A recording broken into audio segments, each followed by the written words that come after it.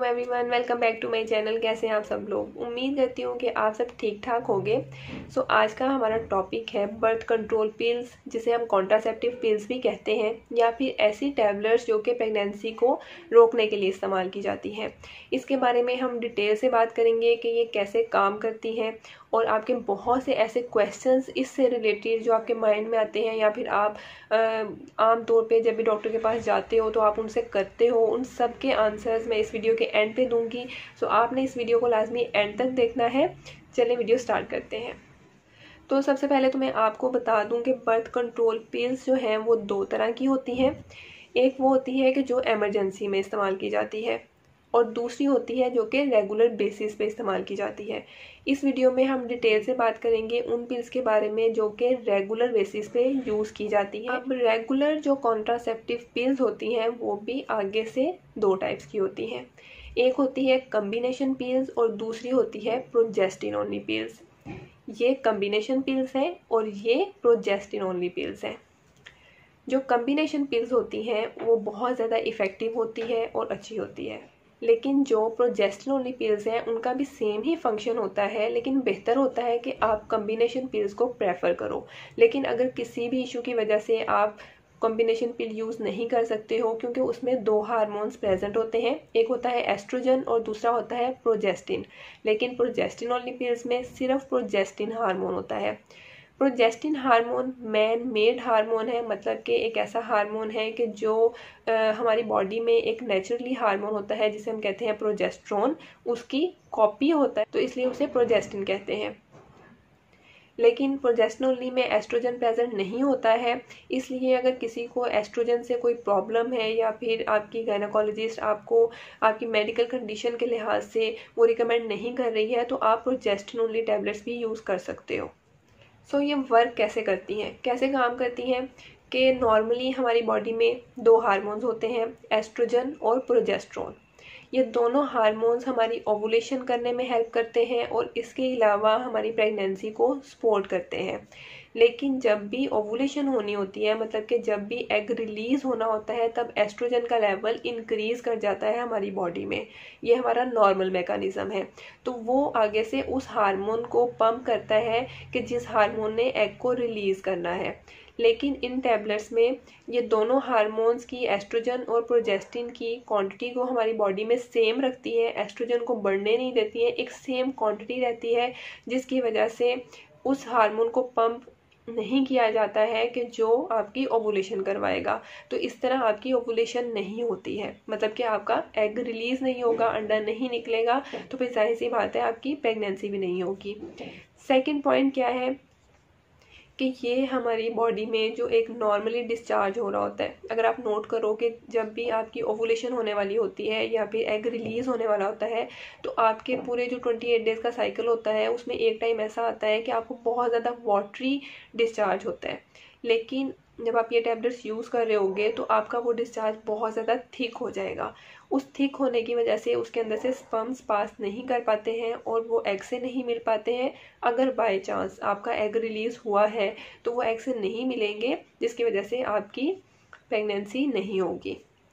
Then third, ये क्या करती हैं कि आपकी जो बच्चादानी की दीवार होती है वो बहुत ज़्यादा पतली कर देती हैं, जिसकी वजह से अगर बाय चांस आपका एग भी रिलीज़ हो गया और स्पर्म्स भी उससे मिल गए किसी ना किसी तरह, लेकिन फिर वो फर्टिलाइज्ड एग जो है वो आपकी बच्चादानी के अंदर इम्प्लांट नहीं कर पाता है, क्योंकि उसकी दीवार इतनी ज़्यादा थिन हो जाती है कि वो उसको सपोर्ट नहीं कर पाती है, और उसकी वजह से भी आपकी प्रेगनेंसी नहीं ठहरती है। ये पिल्स आपके 3 फंक्शन करती हैं, जिसकी वजह से बहुत ज़्यादा इफ़ेक्टिव रहती हैं और आपकी प्रेगनेंसी नहीं होती है, आप कंसीव नहीं कर पाते हो। इन पिल्स के अंदर टोटल 28 टैबलेट्स होती हैं, जो कि आपने रोज़ एक टैबलेट यूज़ करनी हो। तो जिस दिन आपको पीरियड स्टार्ट होंगे, मतलब कि जिस दिन आपका फर्स्ट डे होगा पीरियड्स का, अब पीरियड स्टार्ट होने का मतलब ब्राउन डिस्चार्ज नहीं होता है कि जब भी आपको ब्राउन डिस्चार्ज आना स्टार्ट हो जाएगा तो आप समझो कि मेरे पीरियड स्टार्ट हो गए हैं। जिस दिन आपको पीरियड्स की ब्लीडिंग फ्लो में होगी वो आपका फर्स्ट डे होगा। तो उस दिन आपने पहली टैबलेट ले लेनी है। उसके बाद उस टैबलेट के ऊपर जैसे मेंशन है उस तरह आपने रोज़ एक एक टैबलेट लेते जाना है। तो इस तरह आपके 28 डेज़ कंप्लीट हो जाएंगे। लेकिन आपने ध्यान क्या रखना है कि आपने एक टैबलेट जो है वो रोज़ लेनी है और एक ही टाइम पे लेनी है। अब होता क्या है कि इसकी जो 21 टैबलेट्स होती है ना, अगर आप नोट करो कि 21 टैबलेट्स जो है वो वाइट कलर की होती हैं और जो नेक्स्ट टैबलेट्स होती हैं वो ब्राउन कलर की होती हैं या फिर उनका कलर चेंज होता है। तो जो 21 टैबलेट्स होती हैं वो एक्टिव पिल्स होती हैं, मतलब कि उसके अंदर दोनों हार्मोन्स प्रेजेंट होते हैं और वो दोनों हार्मोन्स अपना फंक्शन इसी तरह करते रहते हैं जैसे कि मैंने आपको बताया। ओवुलेशन को रोकेंगे, म्यूकस को थिक कर देंगे और थर्ड आपकी जो बच्चादानी की दीवार है उसको बहुत ज़्यादा थिन कर देंगे। तो उस 21 टैबलेट्स के दौरान आपकी प्रेगनेंसी नहीं होगी। जो नेक्स्ट टैबलेट्स होती हैं वो इनएक्टिव टैबलेट्स होती हैं, मतलब कि उसमें कोई भी हार्मोन प्रेजेंट नहीं होता है। जब आप ये वाली टैबलेट्स छोड़ते हो तो उसके बाद क्या होगा कि आपके जो है वो 1 से 2 दिन के अंदर पीरियड्स आ जाएंगे। जब आप वो ब्राउन लाइन वाली टैबलेट्स यूज़ करना शुरू कर दोगे तो उसके तकरीबन 1 या 2 टैबलेट्स के बाद आपको ब्लीडिंग स्टार्ट हो जाएगी और वो आपके पीरियड्स आ जाते हैं, क्योंकि दोनों हार्मोन्स का लेवल ड्रॉप कर जाता है, एकदम जो है वो डाउन हो जाता है, तो उसकी वजह से आपको ब्लीडिंग स्टार्ट हो जाती है। इसी तरह आप अपना पूरा साइकिल कंप्लीट करोगे, 28 डेज आप ये टैबलेट्स लोगे और उसके बाद आप अगला जो है वो मेडिसिन दोबारा से नए सिरे से यूज़ करना शुरू कर दोगे। अब बात ये है कि कुछ ऐसी टैबलेट्स भी होती हैं कि जिसमें सिर्फ 21 टैबलेट्स ही होती हैं और उसमें नेक्स्ट जो है वो लाइन प्रेजेंट ही नहीं होती। सो इन टैबलेट्स को यूज़ कैसे करना चाहिए अब मैं आपको ये बताऊंगी। अगर तो आप ये 28 डेज वाला कर रहे हैं तो उसके ऊपर प्रॉपर मेंशन होता है कि आपने फर्स्ट डे ये लेनी है, सेकंड ये डे, या फिर उसके ऊपर एरोज लगे होते हैं कि आपने इस तरह इस टैबलेट को यूज़ करना है। लेकिन अगर उसमें सिर्फ 21 टैबलेट्स अवेलेबल हैं तो आपने 21 डेज वो मेडिसिन लेनी है। उसके बाद आपने 21 जिस दिन आपने वो मेडिसिन ले ली उसके बाद आपने 7 दिन का गैप दे देना है। आपने नई सिरे से दोबारा नई मेडिसिन इस्तेमाल नहीं करनी है। आपने 21 दिन वो मेडिसिन यूज़ की, उसके बाद 7 दिन का गैप दें और उसके बाद 8वें दिन आपने फिर नया पता ख़रीदना है और आपने वो मेडिसिन फिर से उसी तरह यूज़ करना स्टार्ट कर देनी है। अब ऐसा क्यों करना है कि 21 डेज जब आप वो मेडिसिन ले लोगे तो उसके बाद आपको 1 या 2 दिन के बाद पीरियड्स आ जाएंगे या फिर आपकी ब्लीडिंग स्टार्ट हो जाएगी और 8वें दिन चाहे आपकी ब्लीडिंग रुके या ना रुके आपने नया पता लेना है और उसको दोबारा से यूज़ करना स्टार्ट कर देना है। आई होप कि आपको ये चीज़ समझ आ गई होगी, लेकिन फिर भी अगर कोई डाउट रह जाता है तो आप मुझे कमेंट सेक्शन में कर सकते हो। ये दोनों टैबलेट्स चाहे आप कम्बिनेशन में लो या फिर प्रोजेस्टिन ओनली पिल्स लो, बहुत ज़्यादा इफेक्टिव है। ऑलमोस्ट 99% ये इफेक्टिव होती हैं।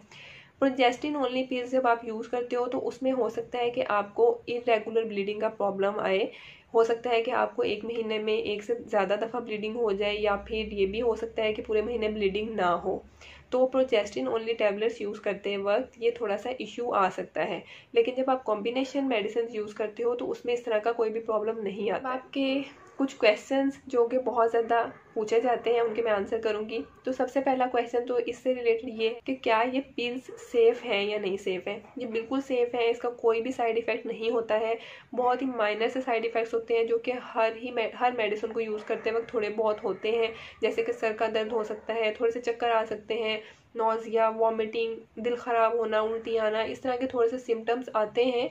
लेकिन जब आप 2 से 3 महीने इन मेडिसिन को यूज़ करते हो तो उसके बाद ये सब चीज़ें ख़त्म हो जाती हैं या नॉर्मल हो जाती हैं। लेकिन अगर ये टैबलेट्स यूज़ करते वक्त आपको सांस का प्रॉब्लम हो रहा है या फिर आपके टांगों के ऊपर रेडनेस हो रही है या सोजिश हो रही है तो फिर आपको चाहिए कि आप एक दफ़ा लाजमी गायनेकोलॉजिस्ट को विजिट कर लो। सेकेंड क्वेश्चन कि अगर मैंने ये टैबलेट ली है और उसके बाद मुझे वॉमिटिंग आ गई है तो फिर मुझे क्या करना चाहिए।